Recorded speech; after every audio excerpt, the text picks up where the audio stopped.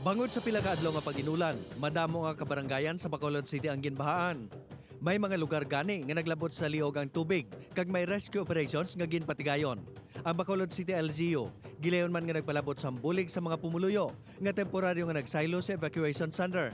Sa tion sang emerhensya, ang panugyan sang otoridad tutukan ta sa spotlight.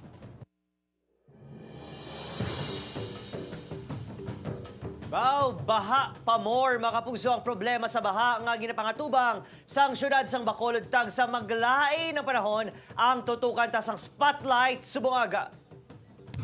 This morning makapugso tutukan naton sitwasyon sa mga baranggayan nga naapektuhan sang malapnagon nga pagbaha diri sa Bacolod City dala sang habagat. With us this morning ang tagpamuno ko ni Head sa Bacolod City Disaster Risk Reduction Management Office, Dr. Ana Maria Laarni Pornan. Dr. Pornan, good morning. Welcome to the program. Hi.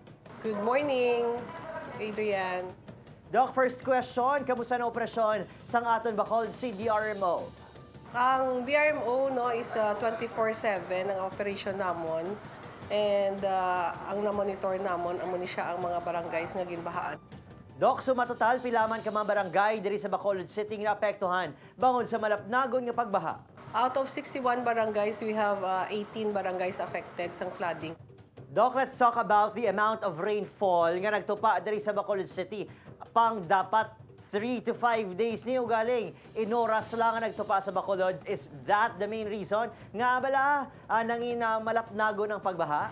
Kung ma-notice naton halin sang Saturday no ng samtang kapasulod si Typhoon Igay, nagasigi na kita ulan, nagtudo ang ulan, and ang ato na record na accumulated rain within 3 to 4 hours is 28.3 millimeters. So equivalent siya sa 3 to 5 days no sang rain. Then ang amon man na monitoring na ang aton Don Salvador kag Morsha amo man na siya ang ilang recorded na rainfall. Kumusta na? Kamusta ang operasyon natin para sa ila? Paano to sila ginaisa-isa tabangan? So kagabi mga 4,470 plus no ang aton nga affected individuals nga ara sa inside sang evacuation center naton. We have 24 evacuation center out of 18 barangays. And that is 1,300 families and 4,472 individuals. Madamo na sa ila ang nagwa, no?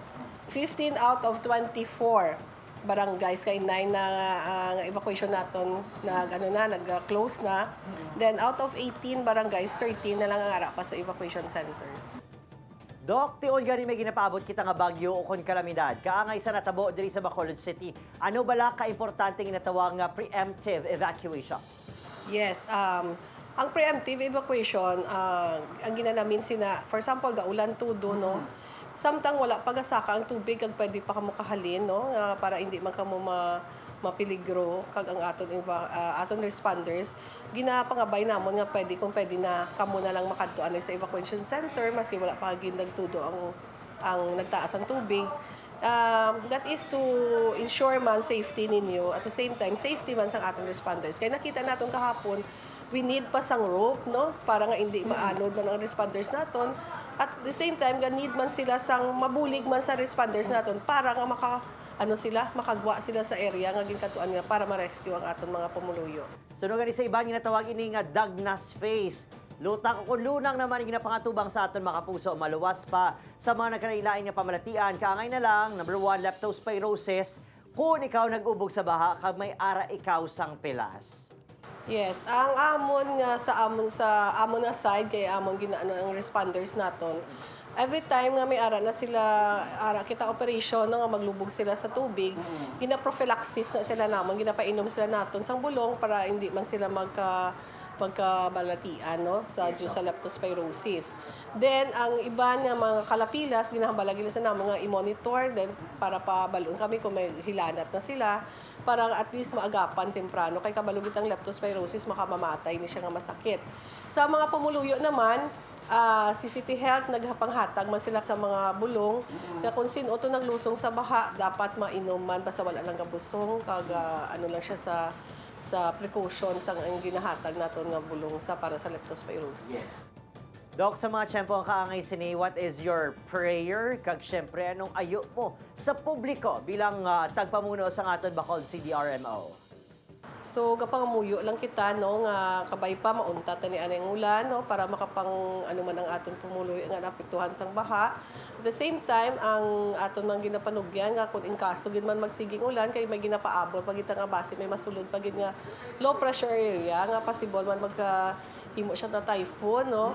So kabay pa nga sa dason nga kung may ara na kita mga ulan kag may posibilidad nga mabaha kung pwede na ma-preemptive na kita or before pa nga magbaha na gid sa ato nga makagwa pa kita makadto na lang kita sa pinakalapit nato nga evacuation centers.